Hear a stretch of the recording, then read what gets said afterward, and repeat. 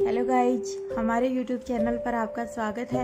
अगर आप हमारे चैनल पर नए हैं और आपने अभी तक चैनल को सब्सक्राइब नहीं किया है तो प्लीज़ चैनल को सब्सक्राइब करें, लाइक करें, कमेंट करें और अपने दोस्तों के साथ शेयर करें। अनिका ने हॉस्पिटल का सर्वर हैक किया था क्योंकि वह किसी भी तरह का रिस्क नहीं लेना चाहती थी। उसके बाद वह मिस्टर मारवा के साथ कार से उतरती है और सनी के रूम की ओर चली जाती है। सनी के आईसीयू रूम में पहुंचने के बाद अनिका ने रोहित से कहा, तुम जाकर डॉक्टर से मिल लो, तब तक मैं सनी को देखकर तुम्हारे पास आ जाऊंगी। अनिका के बात सुनकर रोहित डॉक्टर से मिलने चला गया था और अनिका सनी के रूम में दाखिल हो गई थी। अनिका ने देखा कि एक नर्स पास के सोफे पर बैठी हुई थी और उसकी आंख लग चुकी है। अनिका ने पहले सावधानी से चारों तरफ देखा और फिर सनी की टेबल पर रखी फाइल को उठाकर बड़े ही ध्यान से उसे देखने लगी थी। फाइल को अच्छी तरह से पढ़ने के बाद अनिका ने एक नैपकिन से फाइल को अपने फिंगरप्रिंट को साफ कर दिया था और वापस उसकी जगह पर रख दिया था। रूम से बाहर निकलकर अनिका रोहित और डॉक्टर के पास चली गई थी। अनिका को देखते ही डॉक्टर ने खड़े होकर वेलकम किया और अपना एक हाथ अनिका की तरफ बढ़ाते हुए कहा, वेलकम डॉक्टर अमृता। अनिका ने अपने चेहरे पर किसी भी तरह के भाव नहीं आने दिए थे। शांत भाव से डॉक्टर से हाथ मिलाया और रोहित के पास वाली सीट पर बैठ गई थी। अनिका का एक्सप्रेशन लेस चेहरा देखकर डॉक्टर को अपनी गलती का रियलाइजेशन हुआ। डॉक्टर ने मुस्कुराते हुए कहा, I am sorry doctor Amrita, hope जल्दी से आपकी याददाश्त वापस आ जाए और आप फिर से मरीजों को प्राणदान करने लगे। सबसे पहले अपने देवर सनी की जान बचा लीजिए। डॉक्टर एक बार फिर से सनी के केस को लेकर सारी डिटेलिंग मिस्टर मारवा को बताने लगा था। अनिका दूसरी ओर देखने के बाद चुपचाप सारी बातें ध्यान से सुनती है। अंत में डॉक्टर ने कहा, अब आप जब चाहें तब यहाँ से किसी दूसरे बड़े हॉस्पिटल में सनी को शिफ्ट कर सकते हैं। Now his condition the stable. Rohit ने उनसे हाथ मिलाया और थैंक यू डॉक्टर कहकर अनिका के साथ बाहर निकल गया था। रोहित और अनिका अपनी कार के पास पहुंचे। सिक्योरिटी गार्ड ने उनकी कार के आगे और पीछे अपनी गाड़ियां लगा रखी थी। मनाली की ठंडी हवाएं किसी के भी बदन में कंपन पैदा कर दे, लेकिन रोहित को इस वक्त गर्मी महसूस हो रही थी और इसकी वजह थी अब अनिका क्या पूछेगी। लगातार अनिका ने जिस तरह से सवाल दागे थे, रोहित के लिए उसके जवाब देना जितना जरूरी था उतना ही मुश्किल भी था। रोहित के मन में सिर्फ एक ही डर था, ना जाने अनिका की सारी बातों का क्या मीनिंग निकलेगा। रोहित ने मुस्कुराकर प्यार से अनिका से कहा, गाड़ी मैं चलाता हूँ। अनिका ने सिर्फ हाँ में अपना सिर हिला दिया था। रोहित ने प्यार से कार का दरवाजा खोला। अनिका ड्राइवर के साथ वाली पैसेंजर सीट पर बैठ गई और रोहित जाकर ड्राइवर वाला सीट पर बैठ गया। अभी रोहित ने ड्राइव करना शुरू भी नहीं किया था कि अनिका ने सीट बेल्ट लगाते हुए कहा, हाँ तो मिस्टर मारवा, हम कहाँ पर थे? रोहित ने हिचकिचाते हुए कहा, वह डॉक्टर नहीं इंस्पेक्टर अब्बास, नहीं इंस्पेक्टर गेरीवाल। इससे पहले कि अनिका कुछ कह पाती, रोहित ने कहा, क्या मैं सारी बातें स्वीट पर पहुंचने के बाद बताऊं प्लीज? अनिका ने सिर्फ हाँ में अपनी गर्दन हिला दी। रात के 3 बजने का वक्त था और मनाली की सड़कों पर मिस्टर मारवा का काफिला अपनी रफ्तार से आगे बढ़ रहा था और अनिका किसी गहरी सोच में डूबी हुई थी। वह मन ही मन सुबह की घटना को याद कर रही थी। उसके कान में गेरीवाल के शब्द गूंज रहे थे, रोहित मारवा ने मुझे भेजा है। यह सुनकर जैसे ही अनिका आगे की तरफ बढ़ी, इंस्पेक्टर गेरीवाल अनिका को रोकते हुए बोला, जब आप नाम जान ही चुकी हैं कि मुझे यहाँ किसने भेजा है तो पूरी बात सुनती जाइए। रोहित साहब का पूरा सच जानना हक है आपका। आखिरकार पत्नी और प्रेमिका दोनों है आप उनकी। अनिका अपनी जगह पर रुक जाती है। दरअसल इंस्पेक्टर गेरीवाल बहुत खेले हुए खिलाड़ी थे। ऐसे आसानी से किसी में फंस जाना उनके लिए भारी मुसीबत खड़ा कर सकता था। इसीलिए बड़ी ही सावधानी से उन्होंने बात को संभालते हुए अनिका से कहा, मैडम आप तो जानती हैं, मारवा साहब जैसे बड़े लोगों की मेहरबानियों से हम जैसे गरीबों की जरूरतें पूरी होती हैं। भला हम उनकी बात को कैसे मना कर सकते हैं? और फिर बात जब वाइफ की सिक्योरिटी की हो तब तो हमारा फर्ज बनता है कि हम अपनी जान पर खेलकर भी अपनी ड्यूटी निभाएं। और आप तो जानती ही हैं मैं कानून का कितना बड़ा रखवाला हूँ। अनिका ने तेज निगाहों से इंस्पेक्टर गेरीवाल ने कहा, नहीं मैडम, मुझ जैसे गरीब मुलाजिम पर गुस्सा मत होइए। ठीक है, मैं सब बताता हूँ। इतना कहकर इंस्पेक्टर गेरीवाल ने पिछली रात घटी सारी घटना अनिका की बता दी थी कि किस तरह अचानक ही रोहित बोल उठा, मेरी अनिका किसी खतरे में है और घने जंगल की ओर अकेले ही बढ़ गया था। जब इंस्पेक्टर गेरीवाल की कोशिश की कि वह इंस्पेक्टर केजरीवाल का पीछा न करने की चेतावनी देकर अनिका की ओर आगे बढ़ गया था। लेकिन इंस्पेक्टर केजरीवाल उस इलाके के जंगली आदमखोर जानवरों के हमले और दूसरे अनजान खतरों के बारे में सोचने के बाद रोहित का पीछा करते हुए उस जगह पर पहुंच गया था जहां पर अनिका बेहोश थी और पास में रोहित भी। रोहित को होश में लाने के बाद रोहित से पता चला कि बेहोश अनिका पर भेड़ियों का हमला करने से रोकने के लिए जब वह भेड़ियों से लड़ रहा था तब अचानक बैलेंस बिगड़ने की वजह से वह गिर गया था और उसका सिर पत्थर से जा टकराया था। उसकी वजह से रोहित भी बेहोश हो गया था। इंस्पेक्टर केजरीवाल ने बात को आगे बढ़ाते हुए कहा, वैसे मैडम जी मानना पड़ेगा रोहित साहब आपसे बेहद प्यार करते हैं, बिल्कुल फिल्मों की तरह। तभी उन्हें आपसे दूर होते हुए यह पता चल गया था कि आप किस दिशा में और किस जगह पर हैं और पीछा करते हुए ठीक मौके पर पहुंच गए थे। अगर जरा सा भी देर हो जाती तो ना जाने क्या हो जाता। और देखिए ना, आपकी ही चिंता में उन्होंने मुझे पुलिस इंस्पेक्टर को अपना सिक्योरिटी गार्ड बना लिया है। भाई कोई प्यार करने वाला हो तो आपके मारवा साहब जैसा हो। बात को आगे बढ़ाते हुए मिस्टर केजरीवाल, मैं भी देश के सच्चे सिपाही की तरह इस वाकये में देश के सबसे बड़े बिजनेस टाइकून और उनके वाइफ के साथ कुछ भी दुखद हादसा होने से पहले वहां पहुंच गया था और अपना फर्ज भी निभाया था। यह सब सोचते सोचते अनिका की आंखें भारी होने लगी थी और वह अपनी सीट पर ही नींद में चली गई थी। जहां एक और अनिका गहरी नींद में थी, वहीं दूसरी ओर गुलेरिया हाउस में इतनी रात गए हड़कंप सा मचा हुआ था। श्रेया, आकाश मेरे लिए रुको कहते हुए तेजी से अपने रूम से निकलकर बाहर की ओर दौड़ गई थी। तभी नंदिनी आवाज लगाते हुए उसके पीछे पीछे दौड़ रही थी। नंदिनी की आवाज सुनते ही घर के नौकर श्रेया को पकड़ लिया। नंदिनी श्रेया को किसी तरह समझा बुझाकर वापस अपने रूम में लेकर आई थी। तभी मिस्टर कर्ण गुलेरिया फैमिली डॉक्टर के साथ श्रेया के रूम में ही एंटर हुए थे। डॉक्टर ने श्रेया से कहा, हेलो श्रेया, कैसी हो तुम? श्रेया ने जवाब दिया, मुझे क्या हुआ है, मैं तो बिल्कुल ठीक हूँ। इस पर डॉक्टर ने जवाब दिया, हाँ हाँ मुझे पता है आप बिल्कुल ठीक हैं, लेकिन ठीक होने से काम नहीं चलेगा। श्रेया, अब बात एक नन्ही सी जान की भी है जो श्रेया के अंदर है और इसीलिए श्रेया को डबल पावर की ज़रूरत है। मैं कुछ विटामिन की गोलियां दे रहा हूँ, आपको ठीक समय पर दवाई लेनी है और फिलहाल आपको अच्छी नींद आ सके इसके लिए एक छोटा सा इंजेक्शन भी दे रहा हूँ। ऐसा कहकर डॉक्टर ने नींद का इंजेक्शन श्रेया को दे दिया था। कुछ ही मिनटों के बाद श्रेया की आंखें भारी होने लगी थी और वह गहरी नींद में चली गई थी। श्रेया के कमरे से बाहर निकलते हुए डॉक्टर ने करण गुलेरिया और नंदिनी से कहा, इस हाल में हम सब इस तरह रेगुलर श्रेया को नींद के इंजेक्शन नहीं दे सकते हैं। यह इस वक्त श्रेया के लिए जितना जरूरी है उतना ही उसके होने वाले बच्चे के लिए अच्छा नहीं है। नंदिनी ने कहा, डॉक्टर हम आपकी बात समझ सकते हैं, लेकिन आज हालात बहुत बुरे हो गए हैं, तब हमें आपको बुलाना ही पड़ा। डॉक्टर ने करण गुलेरिया की तरफ देखते हुए कहा, आकाश की डेथ को काफी वक्त बीत चुका है, लेकिन श्रेया इस बात को एक्सेप्ट नहीं कर पा रही है। कहते हुए अच्छा नहीं लग रहा है, लेकिन श्रेया को इस तरह इंजेक्शन देना श्रेया या उसके अनजान बेबी के लिए जानलेवा भी साबित हो सकता है। अब दुआ कीजिए कि किसी तरह आपकी बेटी यानी कि डॉक्टर अमृता वापस अपनी याददाश्त हासिल कर ले और अपनी बेस्ट फ्रेंड और आपकी बहू की जान उसके होने वाले बच्चे के साथ बचा ले, क्योंकि करण गुलेरिया के हाथ पर हाथ रखते हुए अब डॉक्टर अमृता के अलावा और कोई उम्मीद भी नहीं थी। इधर मिस्टर करण गुलेरिया ने डॉक्टर को सी ऑफ किया और डॉक्टर की गाड़ी गुलेरिया हाउस से बाहर की ओर निकल पड़ी थी। वहीं दूसरी ओर मनाली में रोहित के कार ने होटल पैराडाइज इंटरनेशनल में एंट्री की थी। रोहित अपनी कार से बाहर निकला। अनिका इस वक्त भी गहरी नींद में थी। रोहित ने अनिका की तरफ का दरवाजा खोलकर बड़े ही प्यार से अनिका को अपनी बाहों में उठा लिया था और स्वीट की प्राइवेट लिफ्ट की ओर आगे बढ़ने लगा था। अनिका ने अपनी नींद में अपनी दोनों बाहें रोहित के गले में डाल दी थी। रोहित के लिए यह एहसास बिल्कुल वैसा ही था जैसा पहली बार अनिका को जब रोहित ने दादी माँ के बर्थडे पर गोद में उठाया था और अनिका अपनी दोनों बाहें रोहित के गले में डाल दी थी। इस वक्त रोहित के कान लाल हो चुके थे और उसके चेहरे पर ऐसी मुस्कुराहट थी जैसे किसी प्रेमी ने अपनी प्रेमिका को पहली बार अपनी बाहों में उठाया हो। लिफ्ट का दरवाजा खुलते ही रोहित अनिका को अपनी बाहों में उठाए हुए उसके अंदर चला गया था। रोहित के सिक्योरिटी गार्ड ने प्रेसिडेंशियल सीट का मौजूद सिक्योरिटी गार्ड को पहले ही इन्फॉर्म कर दिया था। जैसे ही लिफ्ट का दरवाजा खुला, कुछ सिक्योरिटी गार्ड पहले से ही वहां मौजूद थे। सीधा रोहित प्रेसिडेंशियल स्वीट की ओर आगे बढ़ गया था।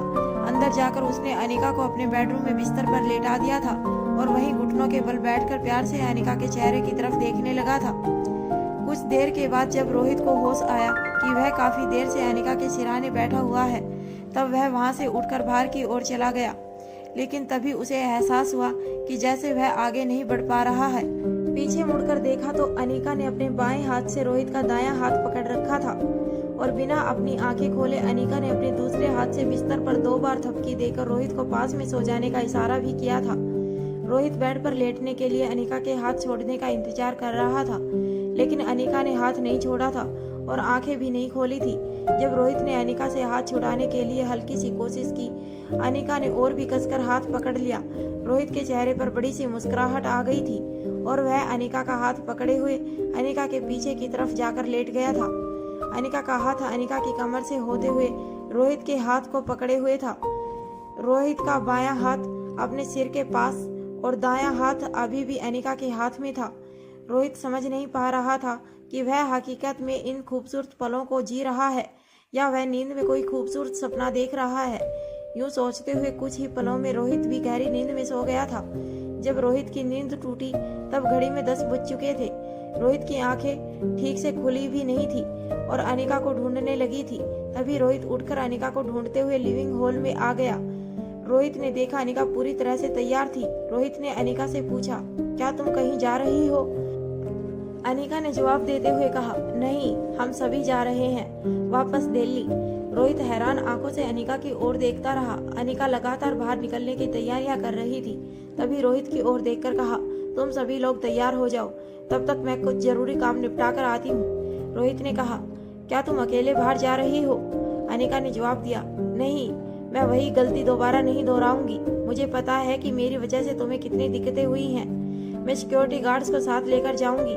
रोहित ने कहा, क्या मैं साथ में आ सकता हूँ? अनिका ने जवाब दिया, इसकी जरूरत नहीं है, मैं यूं गई और यूं आई, चिंता मत करो, मैं अपना ध्यान रख लूंगी।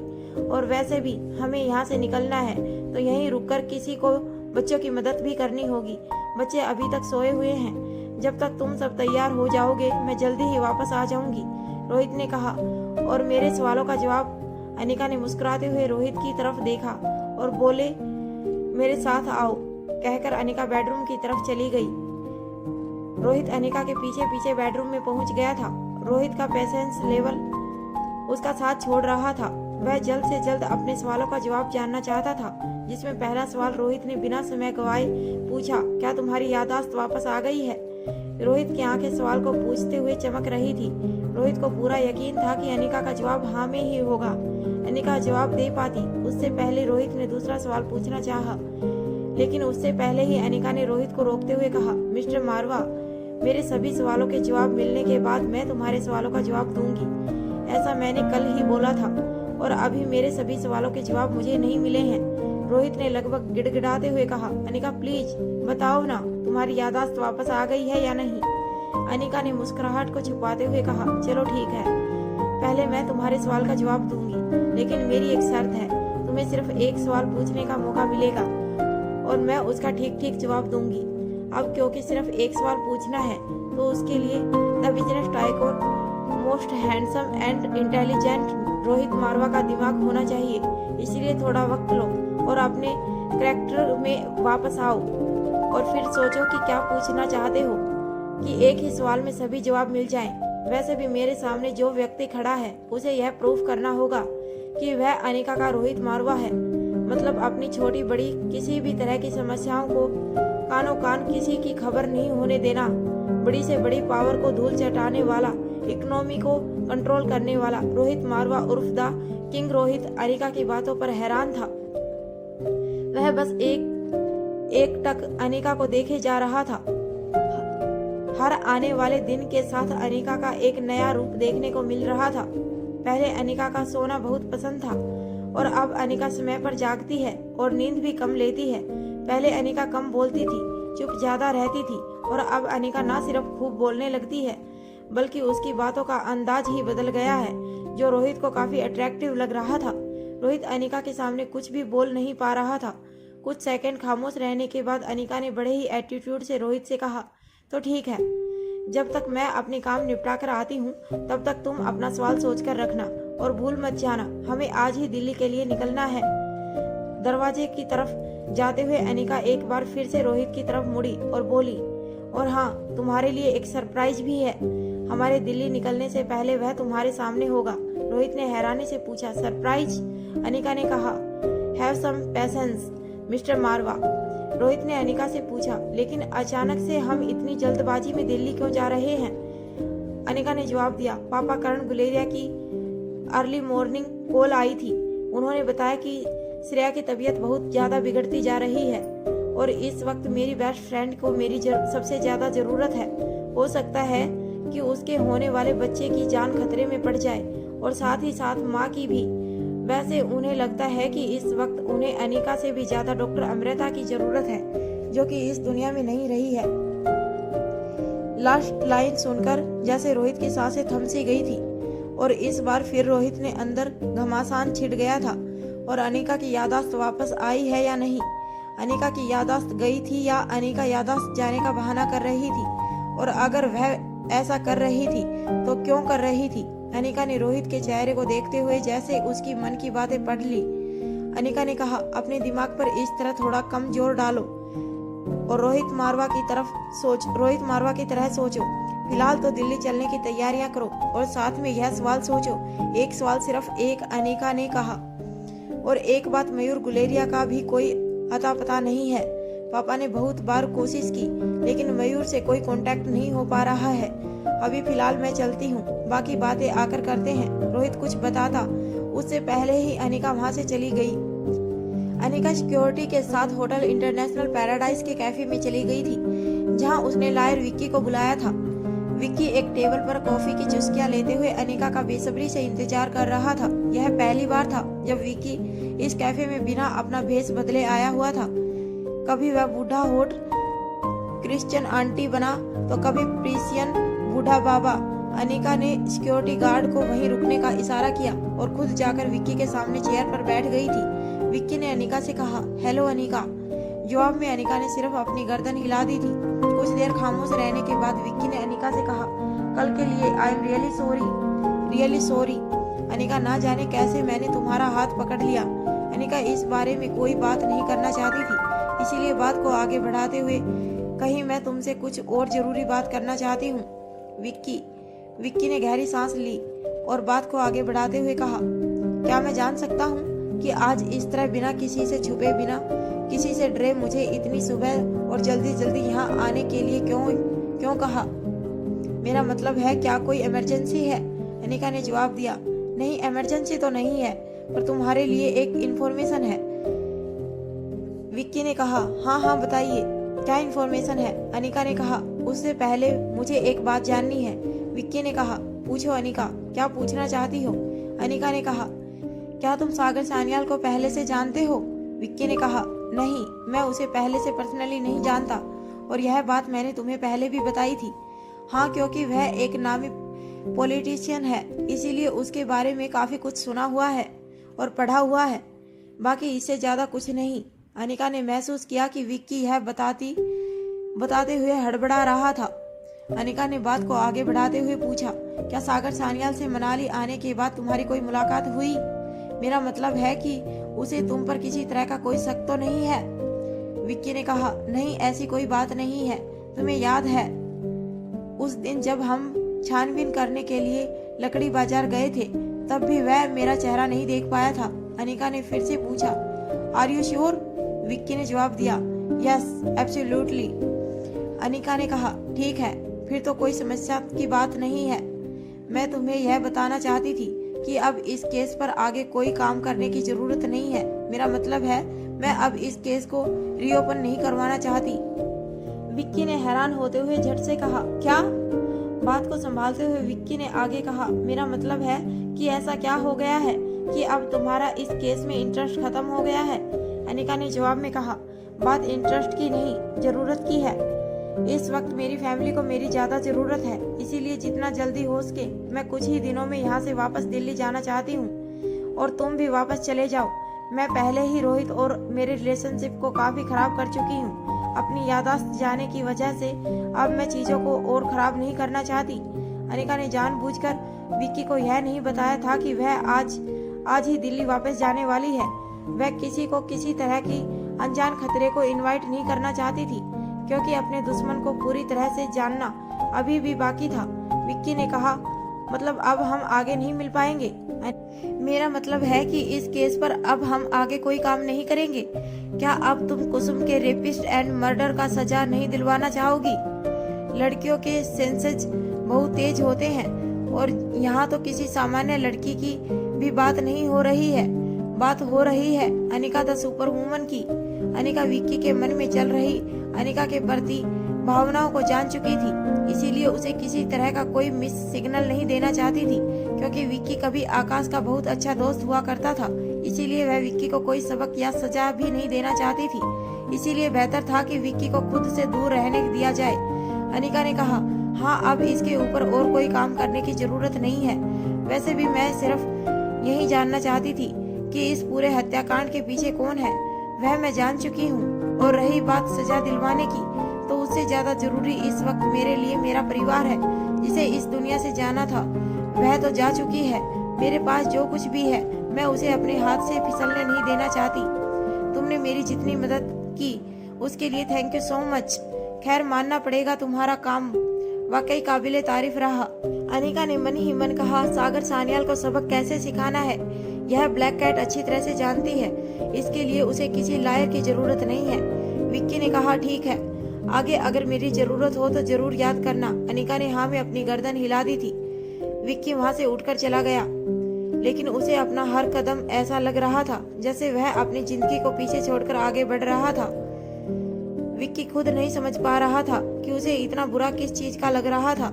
इस केस को बीच में छोड़ने के बाद इसकी पूरी पेमेंट मिल गई थी, तो फिर ऐसा क्या था जो उसे बेचैन कर रहा था? और विक्की की जिंदगी का यह कोई पहली केस नहीं थी जिसमें उसने ऐसा देखा कि दोषी को सजा ना मिली हो, और इससे विक्की को कोई खास फर्क नहीं पड़ा था। लेकिन फिर भी विक्की के लिए जैसे यह केस हाथ से छूट गया था, बल्कि सांस लेने के लिए जरूरी ऑक्सीजन पीछे छूट रही थी। विक्की को पूरी तरह से अस्वस्थ करके अनिका ने उसको वहां से रवाना कर दिया और खुद होटल पैराडाइज इंटरनेशनल से बाहर निकल गई। सिक्योरिटी गार्ड अनिका को फॉलो कर रहे थे। अनिका ने गार्ड को कहा, यहाँ से मुझे अकेले ही जाना होगा, मैं कुछ ही घंटे में वापस आ जाऊंगी। अनिका की बात सुनकर सभी गार्ड्स एक दूसरे की तरफ देखने लगे थे। अनिका की बात सुनकर सभी गार्ड्स एक दूसरे की तरफ देखने लगे थे। तभी हेड ऑफ गार्ड्स ने आगे बढ़कर कहा, मैडम आप न जाए, हम आपको अकेले नहीं जाने दे सकते। तभी सिक्योरिटी गार्ड की गाड़ियों का काफिला अनिका के सामने आ लगा। अनिका ने कहा, मेरी चिंता मत करो, मैं बिल्कुल सुरक्षित हूँ, कुछ ही देर में वापस भी आ जाऊंगी। आप लोग वापस स्वीट में बच्चों के पास चले जाइए। जब गार्ड ने देखा कि अनिका की बात को टालना संभव नहीं है, तब उसने कहा, ठीक है मैडम, आप मुझे 2 मिनट दें। इसके बाद गार्ड ने रोहित को कॉल करके सब कुछ बता दिया। कुछ सेकंड चुप रहने के बाद रोहित ने कहा, ठीक है, उन्हें जाने दो। इतना कहकर रोहित ने गार्ड के कॉल को कट कर दिया और अनिका के सेल फोन पर कॉल कर दिया। रोहित ने अनिका से कहा, अनिका मैं नहीं चाहता कि तुम किसी भी तरह की मुसीबत में फंस जाओ, अगर तुम कहो तो क्या मैं तुम्हारे साथ चलूं? अनिका ने कहा, नहीं नहीं, तुम बच्चों का ख्याल रखो और दिल्ली वापस चलने की तैयारी करो।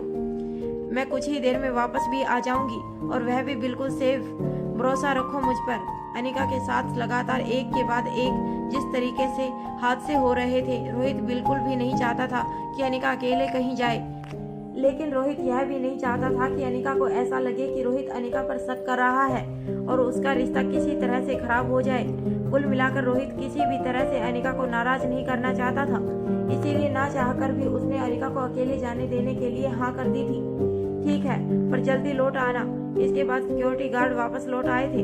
अनिका एक कार को ड्राइव करते हुए होटल से कुछ दूर निकल गई और एक सुनसान जगह पर गाड़ी को रोककर उससे बाहर निकली और आसमान में इधर उधर देखने लगी। तभी उसे पक्षी राज गरुड़ दिखाई दिया। अनिका के चेहरे पर मुस्कान आ गई थी। अनिका गरुड़ की आंखों में और गरुड़ अनिका की आंखों में देखने लगा था। कुछ मिनटों की बातचीत के बाद गरुड़ ने अपने पंख फड़फड़ाए और आसमान में कम ऊंचाई पर उड़ने लगा। अनिका वापस अपनी कार में बैठ गई और गरुड़ का पीछा करने लगी।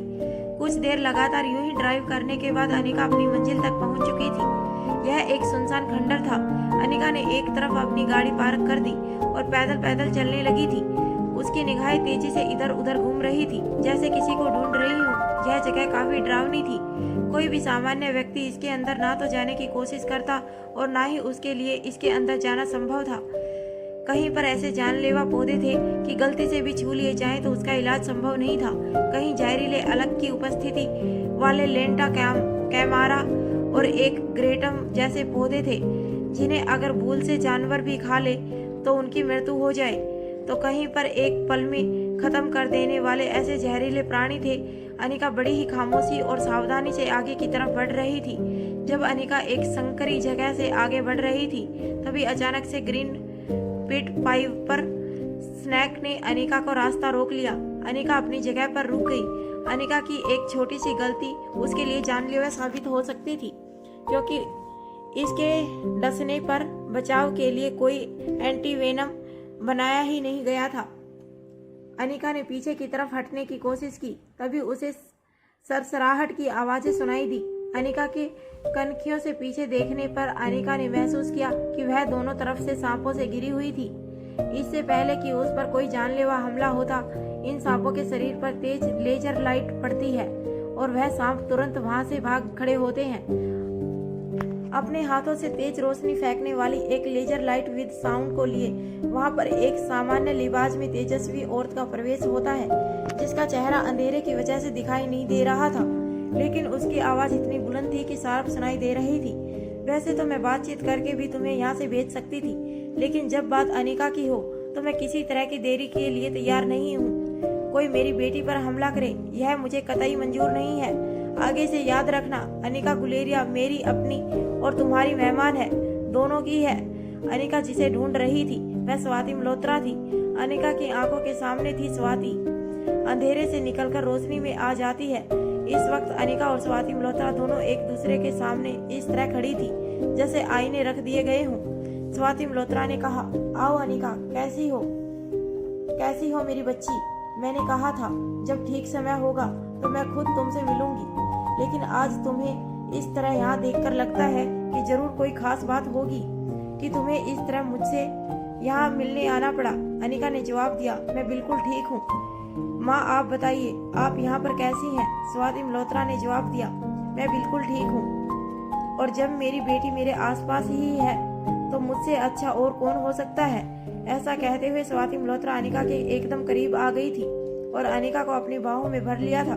फिर प्यार से उसका सर सहलाते हुए उसके माथे को चूम लिया। अनिका ने मुस्कुराते हुए स्वाति मल्होत्रा की तरफ देखा और पूछा, आपका ध्यान सिर्फ आपकी बेटी पर ही है या अपने नवासी पर भी है? क्या आप रिया, आर्यन और अलेक्जेंडर से मिली? बच्चों के नाम सुनते ही स्वाति मल्होत्रा के चेहरे पर चमक आ गई। स्वाति ने जवाब दिया, पुरानी कहावत है, दादा दादी और नाना नानी को अपने पोते पोती नवासा नवासी उस तरह प्यारे होते हैं जैसे साहूकार को मल से ज्यादा ब्याज प्यारा होता है। स्वाति की बात सुनकर दोनों माँ बेटी हंस पड़ी। स्वाति ने वहीं पड़ी हुई दो छोटी छोटी चट्टानों, उनकी ऊंचाई खिसे हुए पास पास रखी हुई दो टेबल जैसी थी, की ओर इशारा करते हुए कहा, आओ बैठो, बैठकर बातें करते हैं। स्वाति ने बात को आगे बढ़ाते हुए कहा, मैं उनसे मिल तो नहीं सकी, लेकिन बहुत करीब से मैंने उन्हें देखा। बहुत प्यारे हैं बच्चे, बिल्कुल अपनी माँ पर गए हैं। रिया तो बिल्कुल तुम्हारी फोटो प्रिंट लगती है, कोई भी आसानी से देखकर बता सकता है कि वह तुम्हारी बेटी है। अनिका ने कहा, और रोहित, क्या आप रोहित से नहीं मिली? स्वाति मल्होत्रा ने अनिका की तरफ सिर्फ एक स्माइल दे दी और अनिका के सवाल के बदले में कुछ नहीं कहा। एक तरफ जहां अनिका अपनी माँ से रोहित के बारे में सवाल पूछ रही थी, वहीं दूसरी तरफ रोहित होटल इंटरनेशनल पैराडाइज में अलग ही तरह की समस्याओं से जूझ रहा था। उसने अपने तीनों बच्चों को जगाया। अचानक से इस तरह डैडी को जगाते हुए देखकर रिया खुशी से चिल्ला उठी, गुड मॉर्निंग डैड, आप हमें मॉर्निंग विश करने आए हैं? मतलब जरूर आपने मम्मा के लिए कोई सरप्राइज प्लान किया होगा। वहीं आर्यन और अलेक्जेंडर यह सोचकर घबरा रहे थे कि कहीं फिर से किसी नई मुसीबत का दावत तो नहीं मिल गई थी। उन दोनों ने रोहित को विश किया, गुड मॉर्निंग डैडी, और लगातार रोहित की तरफ देखने लगे थे। आर्यन ने कहा, मैं फ्रेश होकर ब्रेकफास्ट के लिए टेबल पर आ जाता हूँ। Sorry for delay, daddy. Alexander ने कहा, हाँ डैडी, कल इतनी अच्छी नींद आई कि हमें उठने में देरी हो गई। हम बस 5 मिनट में ब्रेकफास्ट टेबल पर आते हैं। अपने तीनों बच्चों की रिएक्शन को देखने के बाद रोहित हल्के से मुस्कुराया और फिर रिया के सिर पर हाथ फेरते हुए कहा, सरप्राइज मैंने नहीं, मम्मा ने प्लान किया है। हम लोग आज ही वापस दिल्ली जा रहे हैं। तीनों बच्चे एक दूसरे की तरफ देखने लगते हैं। रिया ने कहा, सब कुछ ठीक तो है ना डैडी? क्या कोई ऐसी बात है जो हमें नहीं पता? क्या मम्मा अभी तक नाराज हैं? डैड आप बिल्कुल चिंता मत करो, मैं मम्मा को मना लूंगी। हम सब हमेशा साथ रहेंगे, मुझे मम्मा डैडी दोनों चाहिए। ऐसा कहकर रिया रोहित की कमर से चिपक गई थी। आर्यन और अलेक्जेंडर हमेशा से ही रिया के बहुत बोलने से आदत से परेशान रहते थे, लेकिन इस बार उन्हें रिया की परेशानी वास्तव में ही जायज लग रही थी। एक पल के लिए वह दोनों ही सिहर उठे थे। उन दोनों में से कोई भी अपनी मम्मा के बिना रहने के बारे में सोच भी नहीं सकता था, और दोनों ही रोहित मारवा से भी बेहद प्यार करते थे। बेशक रोहित का स्वभाव उनकी प्रति काफी हार्ड था। दोनों एक स्वर में बोल उठे, हाँ रिया, हम सब मिलकर ऐसे रहेंगे, हम कभी अलग नहीं होंगे। रिया ने जिस फ्लो में सारी बातें कही थी, रोहित को इस बात का एहसास हुआ कि उनके घर में जो कुछ भी चल रहा है उसका बच्चों के मन पर कितना नेगेटिव और कितना गहरा असर पड़ रहा है। उसने रिया के सिर पर हाथ फेरा और कहा, शरारती रिया को ऐसा कुछ करने की जरूरत नहीं है, ऐसा कुछ भी नहीं होगा। तुम लोग यह सब क्या सोचते रहते हो? हम सब हमेशा साथ रहेंगे, हैप्पी फैमिली की तरह। मम्मा तुम सबसे बेहद प्यार करती है, वह कभी तुमसे अलग नहीं हो सकती, और तुम्हारे डैडी से भी बहुत प्यार करती है। रिया बोली, प्रॉमिस डैड। रोहित ने जवाब दिया, प्रॉमिस। चलो अब इन सब बातों को छोड़ो और फटाफट रेडी हो जाओ, उसके बाद ब्रेकफास्ट के लिए मिलते हैं। रोहित बच्चों को तैयार होने का इंस्ट्रक्शन देने के बाद खुद शावर लेने चला गया था, लेकिन रोहित शावर के नीचे इस तरह खड़ा हुआ था कि पानी उसके सिर पर गिर रहा था। चेहरा दीवार की तरफ था।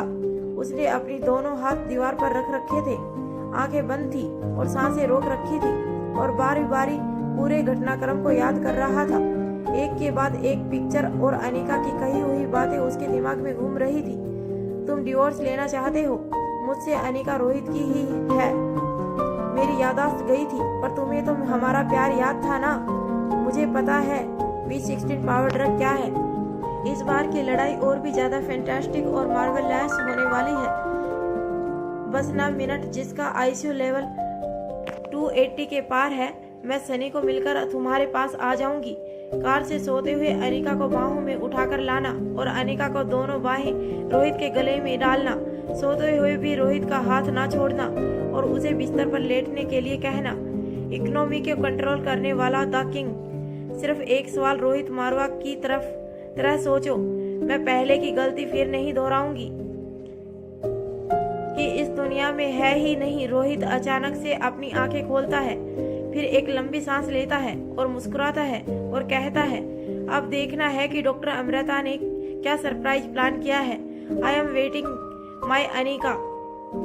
उसके बाद एक सवाल भी ना पूछना पड़े और सारे जवाब भी मिल जाएं। अब बहुत हुई यह आंख मिचौली। अनिका ने कहा, माँ इफ यू डोंट माइंड, एक बात पूछूं? स्वाति ने कहा, अब तुम यहाँ तक आई हो तो जरूर कुछ कहने और सुनने ही आई होगी। पूछो, क्या पूछना चाहती हो? अनिका ने स्वाति के दोनों हाथों को अपने हाथों के बीच में ले लिया था और मन ही मन सोचने लगी थी कि वह अपनी माँ से कहे, जब मैंने मेरे तीनों बच्चों को जन्म दिया तब जो लोग मेरे बच्चों को मुझसे छीन कर ले गए थे वह मेरे नहीं, आपके दुश्मन थे। मैंने किसी तरह रिया को उनसे बचा लिया था, लेकिन मेरे 2 बच्चों को आपके दुश्मन मुझसे दूर ले गए थे। यहाँ तक कि मैं अलेक्जेंडर के मिलने से पहले यही सोचती रही कि मैंने 2 बच्चों को जन्म दिया था, जबकि मैंने 3 बच्चों को जन्म दिया था और मुझे इस बात की खबर भी नहीं। यहाँ तक कि आर्यन को पैदा होते ही जमीन में जिंदा गाड़ दिया गया था। अगर रोहित समय पर नहीं पहुँचता तो हम हमेशा के लिए उसे खो देते। माँ, अगर आप इतने सीक्रेट तरीके से मेरी प्रेगनेंसी प्लान कर सकती थी कि मुझे यह नहीं पता था कि मेरे बच्चों का बाप कौन है, रोहित को यह नहीं पता था कि उसके बच्चों की माँ कौन है। हमने अपने बच्चों की परवरिश अकेले की। आप अपने नवासी को बचा भी नहीं सकती थी।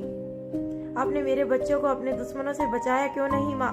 इतना ही नहीं, अगर आप अलेक्जेंडर को बचा लेती तो भी B16 पावर ड्रग का किस्सा आगे बढ़ता ही नहीं। स्वाति मल्होत्रा बोली, बोलो अनिका, क्या पूछना चाहती हो?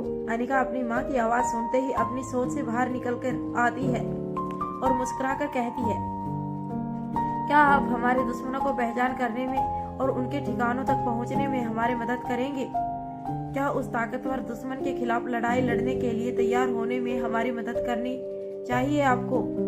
इस बार तो उनका वार खाली चला गया था। अगर आज हमने उन्हें ढूंढकर खत्म नहीं किया तो हो सकता है कि उनका अगला वार खाली ना जाए। इससे पहले कि वह कुछ समझ पाए, मैं उन तक पहुंचना चाहती हूँ। स्वाति ने जवाब दिया, तुम्हें इस बारे में सोचने की कोई जरूरत नहीं है। मेरे रहते उनके हाथ अब तुम तक कभी नहीं पहुंचेंगे। अनिका ने जवाब देते हुए कहा, अब सिर्फ मेरी सुरक्षा की नहीं बल्कि मेरे पूरे परिवार की सुरक्षा की बात है। आकाश, जिसने मुझे सगे भाई से बढ़कर प्यार दिया और भाई होने का हर फर्ज निभाया, वह उनकी साजिश के तहत कार एक्सीडेंट का शिकार हुआ था। उसे बेहद भयानक मौत मिली और कार एक्सीडेंट के बाद उसे पहचानना तक मुश्किल हो गया था।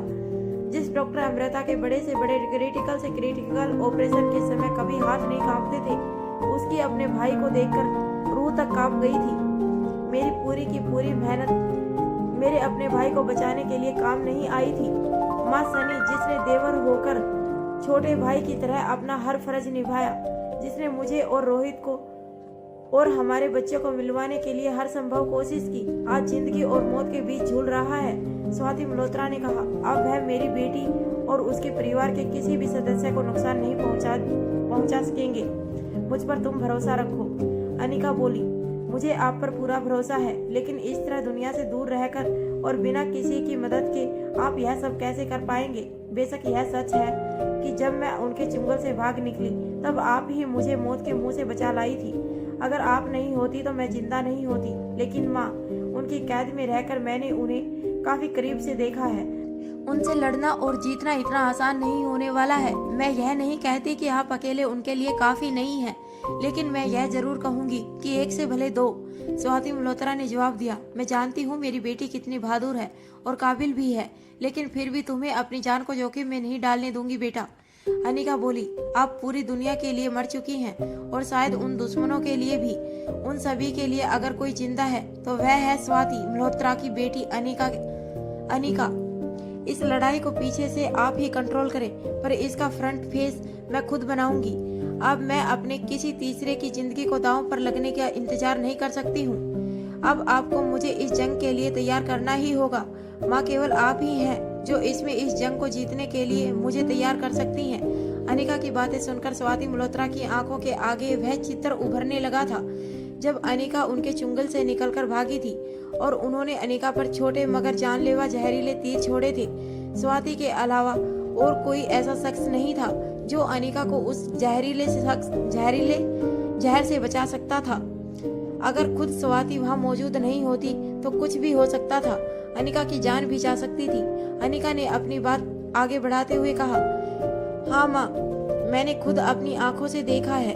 वहाँ पर उनके पास ऐसी टेक्निक्स हैं जिन्हें बताना या समझना बहुत मुश्किल है। मुझे मार्शल आर्ट में पूरे वर्ल्ड में आसानी से कोई नहीं हरा सकता, लेकिन वहाँ ऐसे फीमेल फाइटर्स भी हैं जो ऊपर से नीचे तक घूंघट के लिबास में ढकी हुई थी, लेकिन 500 साल पुरानी फाइटिंग स्किल जानती थी। जिन फाइटिंग स्किल के बारे में मैंने सिर्फ सुना है, उन्होंने चुटकियों में मुझे अपने काबू में कर लिया था। उनके पास फाइटिंग स्किल के वह रहस्य हैं जो आज इस दुनिया से पूरी तरह से गायब हो चुके हैं। इतना ही नहीं, वह दिन रात औरतें घूंघट के पीछे नए नए केमिकल एक्सपेरिमेंट में जुटी रहती हैं। ना जाने अब तक उनके पास किस किस तरीके के केमिकल और वेपन्स हैं, और इससे भी ज्यादा जरूरी, उनके पास मानव हथियार हैं जो सिर्फ एक इशारे पर मर मिटने को तैयार भी हैं। स्वाति बोली, अनिका, हर बुराई की कोई ना कोई कमजोरी जरूर होती है, बस हम उसी के सहारे दुश्मन तक पहुंचेंगे। हम सिर्फ उसी कमजोरी का पता लगाएंगे। कहा, हाँ, मैं उनकी कमजोरी जानती हूँ। उन्हें सिर्फ एक ही चीज चाहिए, V16 पावर ड्रग, और वह नहीं जानते कि वह ड्रग कहाँ है, लेकिन उन्हें पूरा यकीन है कि मैं जानती हूँ कि पावर ड्रग कहाँ है या फिर कैसे बनाया जा सकता है। उसे पाने के लिए वह किसी भी हद तक जा सकते हैं। इससे पहले कि वह मेरी कमजोरी का फायदा उठाएं और मुझे मजबूर करने के लिए मेरे बच्चों तक पहुंचे, मुझे उनकी कमजोरी का फायदा उठाना होगा। माँ का दिल क्या होता है, इस बात को स्वाति से भला और कौन जान सकता है। स्वाति ने कहा, तो तुम किसी तरह नहीं मानने वाली हो अनिका। अनिका ने जवाब दिया, नहीं, किसी तरह नहीं माँ, मुझे इन दुश्मनों को खत्म करना ही होगा। अब आप जवाब दीजिए, आप मेरी मदद करेंगे या नहीं। स्वाति मल्होत्रा ने प्यार से मुस्कुराते हुए जवाब दिया, मेरी जिंदगी का मकसद ही मेरी बेटी की जिंदगी और ख्वाहिशें हैं, तो भला अपनी बेटी को मैं कैसे मना कर सकती हूँ। आगे क्या करना है और कैसे करना है यह फिलहाल तुम मुझ पर छोड़ दो। जल्द ही हम फिर मिलेंगे। अभी तुम्हें यहाँ से जाना चाहिए। जहाँ खंडर में दोनों माँ बेटी किसी नतीजे तक पहुँचने की कोशिश कर रही थी, वहीं दूसरी तरफ होटल पैराडाइज इंटरनेशनल में प्रेसिडेंशियल स्वीट में बेल बजती है और चीफ सिक्योरिटी गार्ड की एंट्री होती है। इससे पहले कि रोहित कुछ पूछ पाता कि चीफ सिक्योरिटी गार्ड ने लगभग गिड़गिड़ाते हुए रोहित से कहा, रोहित सर, मैंने अपनी गलती के लिए काफ़ी माफ़ी मांगी है और आपने मुझे माफ़ भी कर दिया है। मैं फिर कभी आपको बिना इन्फॉर्म किए बच्चों को कहीं लेकर नहीं जाऊंगा और ना ही कहीं जाने दूंगा, लेकिन आप इस तरह मेरी टीम को फायर मत कीजिए। चीफ सिक्योरिटी गार्ड की बात सुनकर रोहित हैरान रह गया था और बोला, फायर? अपने में ही रोहित का ध्यान दरवाजे की तरफ जाता है। एक जाने पहचाने चेहरे को देखकर मुस्कुराने लगता है और कहता है, अब्दुल कैसे हो और अचानक यहाँ? तुम तो पुणे की सिक्योरिटी टीम को देख रहे थे, तो फिर अचानक यहाँ कैसे? क्या कोई प्रॉब्लम है? अब्दुल ने जवाब दिया, नहीं, मुझे अनिका मैडम ने आपको एक मैसेज देने के लिए बुलाया है। उन्होंने कहा है कि मैसेज बहुत इम्पोर्टेंट है। रोहित खामोश होकर अब्दुल की तरफ देखने लगा था। अब्दुल बोला, मैडम ने कहा है कि मैं जैसे ही आपके सामने आऊं आपको यह मैसेज दूं कि आपका सरप्राइज आपके सामने ही है। अब्दुल की बात सुनकर रोहित के चेहरे पर बड़ी सी स्माइल आ गई थी और उसने चीफ सिक्योरिटी गार्ड को कहा, तुम्हें फायर नहीं किया गया है। हाँ, लेकिन तुम्हारा ट्रांसफर पुणे में कर दिया गया है। तुम अपनी टीम के साथ जाकर पुणे की सिक्योरिटी संभालो। वहाँ पर अब्दुल की आधी टीम होगी। उनसे वहाँ का सारा चार्ज लेकर उन्हें फ्री करके यहाँ भेज दो। इस वक्त वहाँ तुम्हारी ज्यादा जरूरत है। अब्दुल ने हैरान होकर रोहित की तरफ देखा और पूछा, हमारा ट्रांसफर वापस पुणे से मनाली? रोहित ने कहा, नहीं नहीं, मनाली नहीं, दिल्ली। रोहित ने फिर से पूछा, अगर अनिका ने तुम्हें यहाँ बुलाया है तो जरूर कुछ और काम भी सौंपे होंगे। अब्दुल ने कहा, यस सर, लेकिन उसे सिगरेट रखने के लिए कहा गया है। कुछ देर के बाद आपको यह भी पता चल जाएगा। रोहित ने कहा, ठीक है, अब तुम और तुम्हारी टीम जाकर फ्रेश हो जाओ एंड हैव ए लंच। हमें दिल्ली के लिए निकलना है। अब्दुल वहां से जाने लगा, फिर अचानक से रुक गया। मुड़कर रोहित की तरफ देखते हुए बोला, लेकिन सर, वह सरप्राइज जो अनिका मैडम ने आपके लिए मैसेज में कहा था वह कहाँ है? मुझे तो यहाँ कोई भी सरप्राइज या गिफ्ट जैसी चीज नहीं दिखाई दे रही है। रोहित बोला, वह तुम्हें दिखाई नहीं देगी। रोहित की बात सुनकर अब्दुल असमंजस की स्थिति में आ गया था। उसे कुछ समझ नहीं आ रहा था कि क्या हो रहा है। रोहित बोला, क्या चिराग मेहता को भी मनाली बुलाया गया है? अब्दुल ने कहा, यस सर, चिराग मेहता भी मनाली आ रहे हैं। अपनी घड़ी की तरफ देखते हुए कहा, बस कुछ ही देर में पहुंचते ही होंगे। रोहित ने कहा, ठीक है, तुम जा सकते हो। रोहित ने मन ही मन कहा, मतलब इस बार खतरा मेरी उम्मीद से बढ़कर भी है और आसपास भी जो मुसीबत ब्लैक कैट को सिक्योरिटी अरेंज करने पर मजबूर कर रही है वह कितनी बड़ी हो सकती है, इसका तो अंदाजा भी लगाया जा सकता है। अनिका खुद अपने आप में किसी छोटी आर्मी से कम नहीं है, उसके बावजूद इतने कड़े इंतजाम इम्प्रेसिव हैं। वहाँ अनिका ने अपनी माँ से विदा लेते हुए कहा, मैं आज ही दिल्ली के लिए जा रही हूँ और मुझे आके कुछ मदद चाहिए। स्वाति मल्होत्रा ने कहा, बोलो अनिका, क्या मदद चाहिए? अनिका ने अपनी पूरी प्लानिंग स्वाति मल्होत्रा को बता दी और पूछा, क्या आप इतने कम समय में मेरे लिए यह सब अरेंज कर पाएंगी? स्वाति मल्होत्रा ने जवाब दिया, तुम अभी वापस होटल पैराडाइज लौट जाओ। ठीक 3 घंटे के बाद तुम्हारी जरूरत का सभी सामान वहाँ पहुँच जाएगा। अनिका ने मुस्कुराकर अपनी खुशी जाहिर की और अपनी माँ को गले लगाकर वहाँ से वापस चल दी। होटल इंटरनेशनल पैराडाइज में रोहित बड़ी ही बेसब्री से अनिका का इंतजार कर रहा था। वह बार बार इधर उधर टहल रहा था, कभी लिविंग हॉल में तो कभी टेरेस गार्डन में तो कभी बेडरूम में। इतने बड़े बिजनेसमैन को हर एक बीतता मिनट एक एक घंटे की तरह प्रतीक हो रहा था। कभी रोहित मन में सोचता, अनिका आएगी तो मैं उससे पूछूंगा कि क्यों उसने मुझे इतना तड़पाया, मुझे सच क्यों नहीं बताया। कभी सोचता, बस अनिका एक बार बता दे कि वह कौन है, जिनकी वजह से अनिका को इतने दर्द से गुजरना पड़ा। इस धरती से उसका नामो निशान मिटा दिया जाएगा। वह कल का सूरज नहीं देख पाएगा। कभी रोहित के मन में ख्याल आता है कि वह अनिका से पूछेगा कि डॉक्टर अमृता क्या सनी की जान बचा सकती है? क्या सनी ठीक होकर दोबारा पहले जैसा हो जाएगा? उधर अनिका वापस होटल इंटरनेशनल पैराडाइज के निकलती है। उससे पहले कुछ सोचकर वापस रुक जाती है। अनिका माँ से बोली, माँ एक आखिरी सवाल। स्वाति मल्होत्रा ने हाँ में अपनी पलकों को झपका दिया और गर्दन को हिलाया था। अनिका ने कहा, क्या आपको लगता है मेरी याददाश्त को छीन लेना सही डिसीजन था? और क्या मेरी याददाश्त का वापस आना आपका डिसीजन है? जहाँ तक मुझे याद है मेरी याददाश्त का जाना कुछ दुश्मनों के लिए काफी ज्यादा फायदेमंद भी साबित हुआ है। मेरे ही हाथों मेरे ही परिवार को तबाह करने की प्लानिंग में लग गए थे। अनिका के इस सवाल को पूछते ही स्वाति मल्होत्रा को वह रात याद आ गई जब अनिका अपने दुश्मनों को पहचानने की कोशिश में गहरी अंधेरी रात में सड़क के किनारे झाड़ियों के पीछे बेहोश हो गई थी और भेड़ियों ने उस पर हमला बोल दिया था। अगर स्वाति मल्होत्रा वहां मौजूद नहीं होती तो अनिका और रोहित दोनों के साथ कुछ भी हो सकता था। स्वाति मल्होत्रा ने जवाब दिया, सनी के साथ हुए हादसे से तुम्हारी जिंदगी में बढ़ती हुई उलझने, तुम्हारी याददाश्त का जाना, तुम्हारी बाकी दुश्मनों के लिए आसान मौके के रूप में सामने आना और रोहित के साथ तुम्हारे बिगड़ते हुए संबंधों को देखकर लगता है कि शायद तुम्हारी याददाश्त लेना सही डिसीजन नहीं था। और रही बात तुम्हारी याददाश्त के वापस आने की, तो यह मेरा डिसीजन नहीं था। कम से कम अभी तो नहीं। तुम्हारी याददाश्त का वापस आना तुम्हारे स्मार्ट बच्चों और तुम्हारे बूढ़े बाबा के लिए तुम्हारे लिए तोहफा समझो। अनिका ने कहा, आपको लगा कि मेरी याददाश्त मिटाने के साथ साथ भी V16 पावर ड्रग फैक्ट्री का सीक्रेट भी हमेशा हमेशा के लिए मिट जाएगा।